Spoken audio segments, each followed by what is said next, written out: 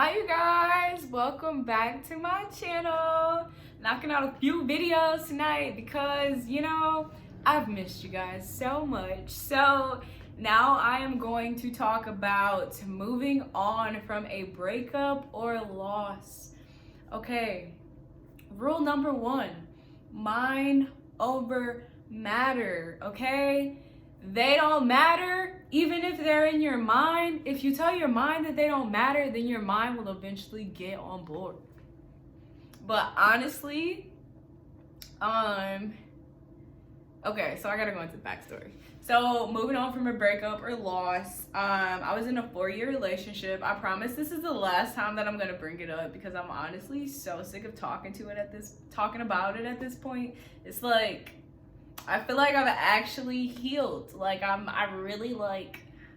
healing. I feel like I've really healed to the point where I don't even want to tell this story anymore, but I know that I have to because I know that it was such a process for me, which is crazy because it's been like a year. And that was my things when it first happened because I'm always a time person. I'm like, okay, so how long is it gonna take for this to not hurt, for my heart to not be broken, for me to not feel shattered anymore about this? And I kind of figured it would be like a year because I was thinking about like previous relationships and I'm like, well, how long did it take me to really move on? Like really move on. And it was an interesting like dive into it last year. Okay, so last year we went through the Venus retrograde as well. So it was a great time to examine relationships. So I was that annoying ex that like went around annoying all my exes to talk about our issues. And my ex that I dated in high school, it was crazy because we got on the phone, we were chatting for a while, and it was honestly like, I don't know, it was like we never stopped talking. It was just like, we still, we still are very compatible, obviously, and had some very in-depth conversations. And it was just funny because over the process of some months, he reached out to me again, and I don't know, at that point, I feel like I'm such a nice person. And I always want to be there for people to the fact where I'm like, my door is always open. If I've ever dated you, if we were ever friends, like, I feel like I'll always be here for you at the end of the day.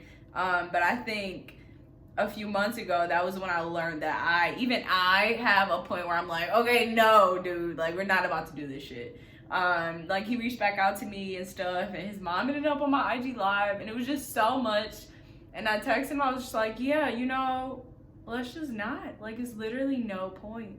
And I think that's when I realized a lot of growth in myself to be to the point where I'm actually like, yeah, no, nah, it's fine, I'm actually good. I'm good on everybody that I've ever dated. Like, this shit is over, it's in the past.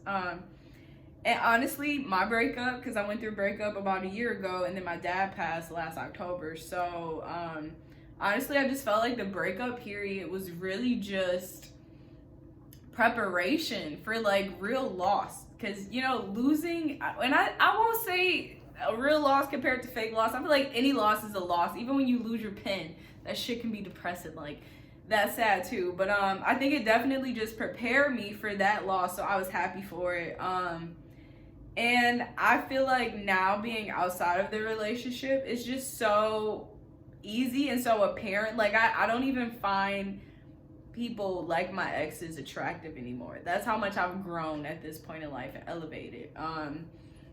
So I think one of the biggest things that have helped me, because I know this, like, last year, all I would do is listen to sad songs and playlists and fucking just bawl my eyes out, literally just indulging on all of these emotions, which the article I wrote last week talked about this as well, and how it actually is like a science. It's a thing that people do to regulate their emotions, is they listen to sad music because it helps them to control it. It brings up these feelings that we're comfortable with, and we can kind of regulate it and understand it better because we've been there. It's like, when you do a job, it's like, I'm gonna go back and do this job as opposed to this new one because, like, I know what the fuck is going on here, So last December I did a detox, and I detoxed sad music, and let me tell you guys, at first it was very depressing. It was it was so hard. All I wanted to do was like, and I'm a singer too, and it's like all the best songs are like love songs about heartbroken, and like that's where you really get to just bawl out and like scream at the top of your lungs. So it was very hard for me. And then after a while, it became more refreshing. Honestly, you might think that I'm lying, but I'm not lying, I swear. So I just started listening to random things like Japanese playlists and like Spanish playlists and like just random music, happy vibes, like jazz, like they're just random things. You guys would honestly be surprised by how much music in the world isn't sad. Like everyone just isn't depressed and they don't just write about their feelings and their heart being broken. It's a large variety out there, honestly. So I will really encourage that if you are working to get past a breakup or a loss, if you've lost someone, I would say definitely go through the stages. You know, obviously, well, maybe you're not like me. I'm gonna get a therapist. I write a lot as well. Writing is a great form of therapy, but I would definitely say getting a therapist, having a few like online sessions, that's also great. But yeah, definitely laying off of the sad music for a while once you get through your grieving processes and you know you're ready to come back to yourself, to your content self who understands that this is what you had to go through in life to get here, and now you're here. So here we go. So yeah, that's all I have. If you guys have ever been through a breakup or a loss, comment below and tell me how you moved past it, how you moved on, how you came to the next chapter in your life. And thank you so much for watching. Like, share, subscribe. Mwah!